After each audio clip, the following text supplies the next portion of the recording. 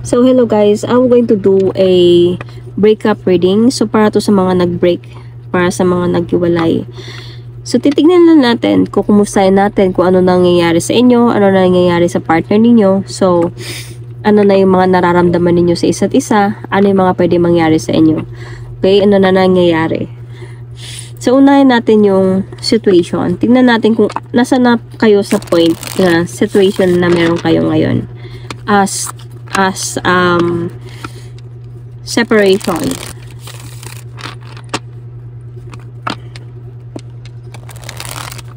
Anong situation na meron sa inyo ngayon? Sa separation na meron sa inyo?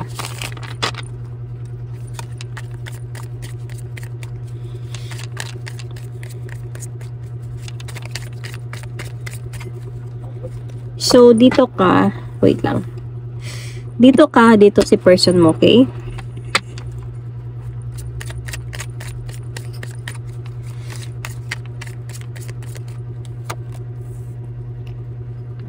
Girl. Sorry, not girl. Grip. Anchor. Chain. Way down. Grip. Mabigat pa sa'yo yung mga nangyayari. Oh. Dito sa person mo naman is parang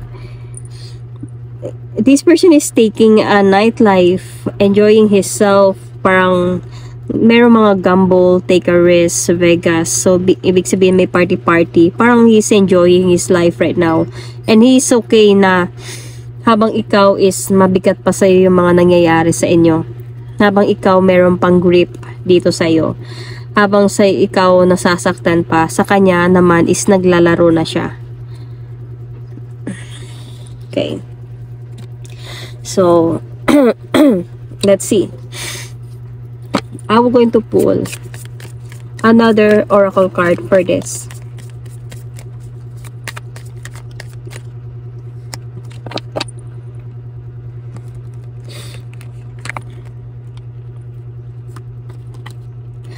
So, clarity and obstacle.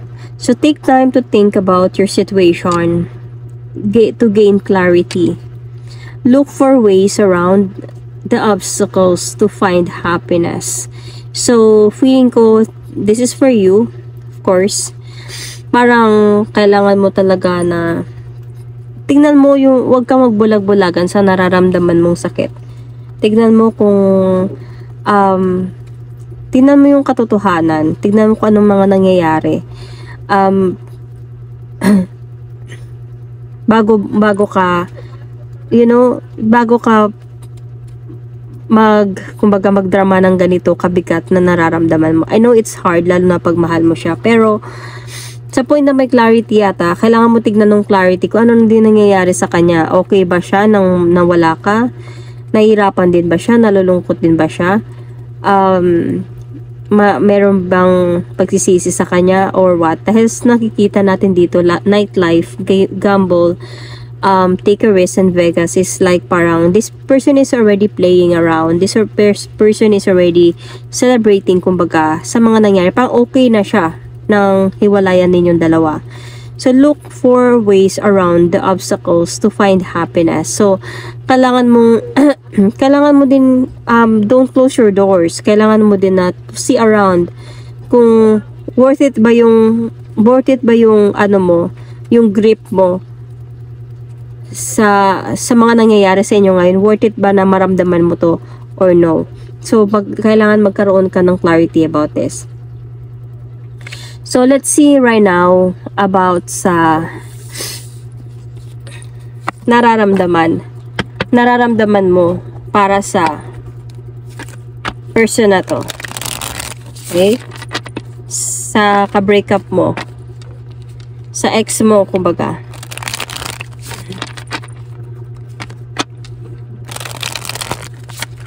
So, ano yung nararamdaman mo sa ex mo ngayon? Pasensya na sa boses ko, okay? Inuubo kasi ako. This card is very much slippery. So, ano yung nararamdaman mo ngayon?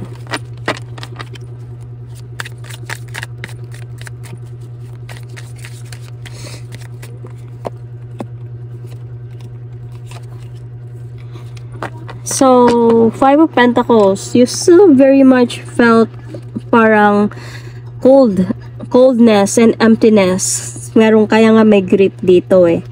So, sobrang bigat, parang sobrang lamig and sobrang parang empty yung nararamdaman mo ngayon. You really want to communicate with this person. Gusto mo siyang kausapin. And also, I think you wanted to decide na din sa mga sa sarili mo, pero hindi mo pa nagagawa yun dahil medyo naiipit ka pa talaga sa sitwasyon. So you still want a new beginning talaga sa person na to. You want a communication. You feel lost without this person. So ang bigat ng nararamdaman mo ngayon dahil sobrang cold, sobrang dark yung nararamdaman mo sa paghiwalay ninyong dalawa. So, tignan naman natin. At yung nararamdaman mo para sa kanya, parang andun ka sa point na ang cold na niya, you know? Ang cold na niya and you felt empty. Then you are hoping na kakausapin ka pa niya. So, dito naman sa person mo. Ano yung nararamdaman niya para sa'yo? Ano yung nararamdaman niya para sa'yo?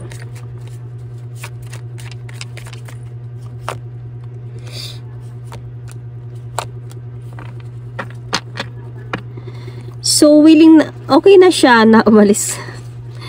Parang dun sa point na this person have already walked away emotionally from your relationship, from you. And andun na siya sa point na he's waiting na anong mangyayari next sa buhay niya. Waiting for the enlightenment, waiting for the next path na mangyayari sa kanya. Medyo na-confused din siya, however, sa nararamdaman niya para sa'yo. Pero willing na siya eh. Okay na siya. He or she already walk away emotionally from this. And I think meron na din siyang someone here. Siguro ito na din yung dahilan kung bakit kayo naghiwalay, pero malalaman naman natin yan eh. Kasi parang planado niya na to eh. Planado niya na to na nasirain yung sitwasyon na to. Kasi hindi na din siya sure about sa nararamdaman niya para sa'yo. I think yung breakup ninyo, sinabi niya mismo yun. Hindi to basta ka lang niya iniwan or what.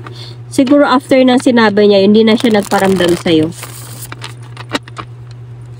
So yun yung nararamdaman niya. So tignan natin kung ano ba talaga ang dahilan ng breakup ninyong dalawa. Ano talaga yung reason?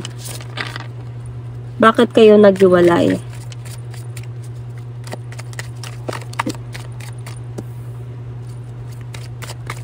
Unsureness. See? Sabi ko, meron talagang ibang tao na na-involve dito. Kasi andun siya sa point of may third party involved. Three of Swords. And, pasensya na, okay, hinuubo ako, sinisipon ako. Hindi niya alam kung saan siya patutungo during that time. Papatungo sa'yo, papunta doon sa isa. Meron talagang third party dito. That noon pa, parang nag-aaway na ata kayo nito. Dahan-dahan na kayong nawawasak ng person na to. It's just like you are just holding the tower na para hindi lang siya mawasak. Because you really want this relationship to work. But the thing here is, siya na mismo yung give up. Siya na mismo talaga yung nag-give up dito. Because feeling ko, this person has already offered love to someone else. Yun na yung nakita ko dito. May inofera na siya, new person in his life. And kaya naging imbalance na talaga yung sa inyong dalawa. Until sa hindi na kayo nag-uusap pa.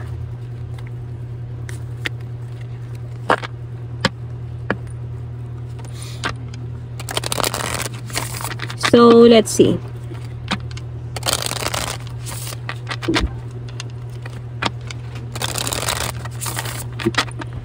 after the breakup, ano na nangyayari sa'yo? How are you after the breakup?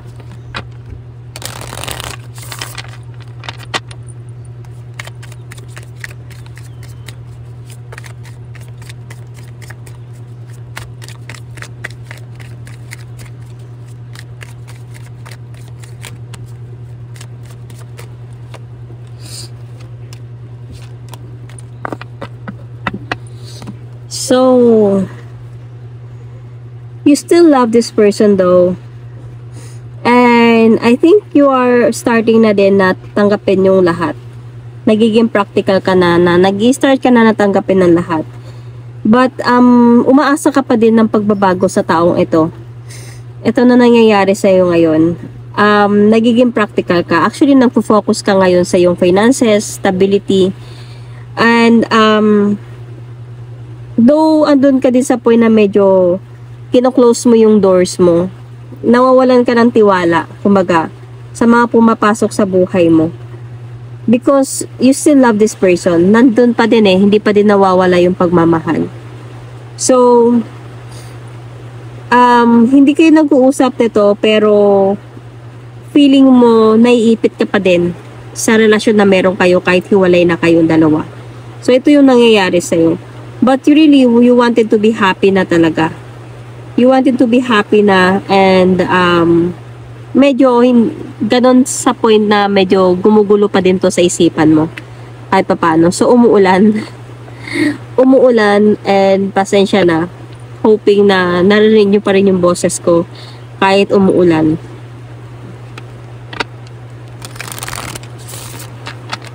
So, how about your person? Kumusta na siya ngayon after your breakup? So, kumusta na siya after the breakup?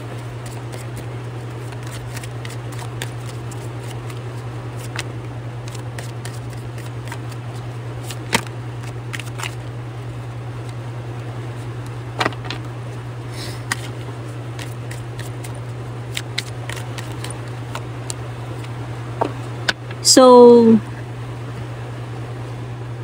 I can see here that this person,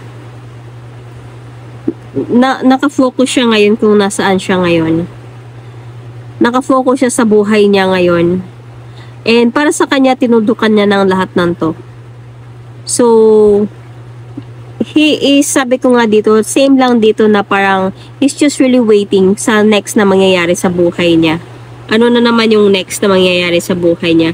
Feeling ko, may ino-offeran siya na na love, could be to someone else. Yun na yung naging dahilan nga ng paghiwalay ninyong dalawa. So, parang doon siya nag-move forward this time. This person really cheated on you. And I think that para sa kanya, parang he wanted to have a changes in his life na talaga, his or her life. So, kumbaga, different talaga, hindi magkapareho yung mga nararamdaman ninyo. Para sa kanya, okay na siya nang wala ka. Nagpo-focus na siya kung nasaan siya ngayon, kung anong ginagawa niya, kung sino yung kasama niya. Parang doon siya sa point na tanggap niya na yung paghiwalay ninyong dalawa, pero ikaw hindi pa. Nasasaktan ka pa din talaga, and parang umaasa ka pa din ng pagbabago niya na sakaling babalik pa siya sa buhay mo. So, tignan natin this time kung ano yung mga kailangan nyo malaman. Okay? Sa connection na meron kayo ngayon, magkakabalikan pa ba? Magkatagpo pa ba yung landas ninyo? Or hindi na? So, let's see.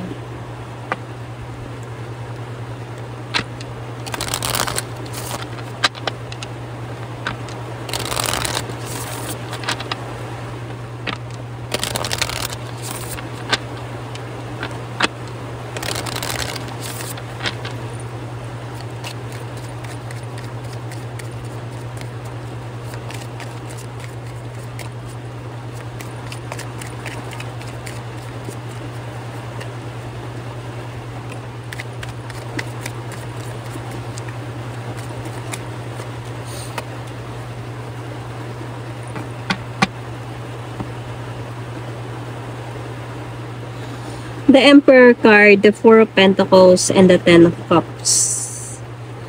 So, with the Six of Cups. Oh, meron pang chance. So, feeling ko darating din yung araw dito.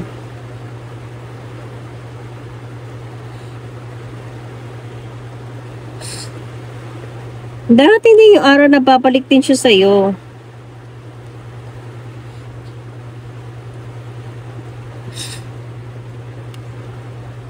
Pero magkakaroon talaga muna kayo ng confrontation bago mangyari to. Darating yung araw, itong person na to, marirealize niya din yung pagkakamali niya.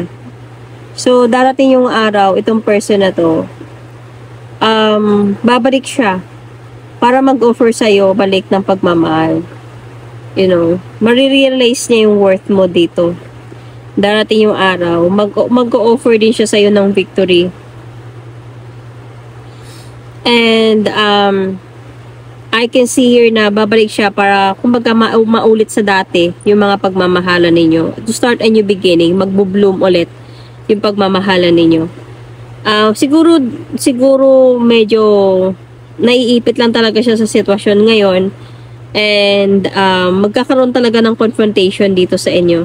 Pero, babalik pa din to siya isang araw. Dahil makikita niya yung worth mo. Makikipag-usap pa din to sa'yo ulit. Magpaplano din to siya sa'yo na bumalik sa'yo. So, darating yung araw, medyo pag gusto niya na ng changes sa buhay niya, ikaw pa din yung babalikan niya. Pero, kumbaga, my advice here, sabi nga dito ng Oracle card, is take time to think about your situation and gain some clarity. Feeling ko you need some lessons talaga dito to learn na mas importante din yung sarili mo at alagaan yung sarili mo. At to prioritize yourself as well, not to just focus on this connection na meron kayong dalawa. Siguro binigay na to sa inyo ng the universe ay test dahil na din para sa iyo na hindi lang ito yung i-focus mo. Meron ka ding sarili na kailangan i-focus on. So, look for ways around the obstacles to find happiness. So, parang look some ways. Hindi kailangan mong problemahin at kumbaga magmumukmuk ka sa tabi at masasaktan ka. When you believe, you know, pag naniniwala ka na kayo pa din sa isang na magiging kayo pa din isang araw. Just believe that, manifest that, claim that. Pero wag mong gawin tong pag-overthink. Kumbaga, wag mong damhin yung mga nangyayari sa inyo. Kumbaga, sa point kasi nasa iyo yung bigat, yung grip. Parang nagpapasan ka ng problema ninyong dalawa. So drop this and look for ways around you. Look for some ways around you, the obstacles to find happiness. So, itong nangyayaring obstacle sa inyong dalawa, so you need to look some ways, kahit papaano, na hanapin mo yung reason kung bakit nangyayari to. Anong purpose kung bakit nangyayari to sa inyo. So, baka ang purpose nito is, kailangan mo ding mag-focus sa sarili mo. Kailangan mo din bigyan ng happiness yung sarili mo. Bigyan ng time yung sarili mo. Dahil, I think sa kanya kasi, naglalaro siya dito with the nightlife, gamble, something like that, nagkakaroon siya ng iba. Ito din sa kanya, kailangan niya din ng lessons to learn your worth one day. Marirealize niya din yun. Pag marirealize mo na hindi ka mahina, na worth it ka, na deserving ka, pag ma-realize mo yun sa buhay mo, and ma-learn mo yung lessons mo, hindi ka na magiging ganito ka-weak. So, ipapakita mo dito na you are worth it, na kaya ko nang wala ka. Dito niya marirealize yun pag nakita ka na niyang okay ka na sa buhay mo nang wala siya. So, kaya babalik siya sa'yo. So, that is my reading for you. Thank you and God bless.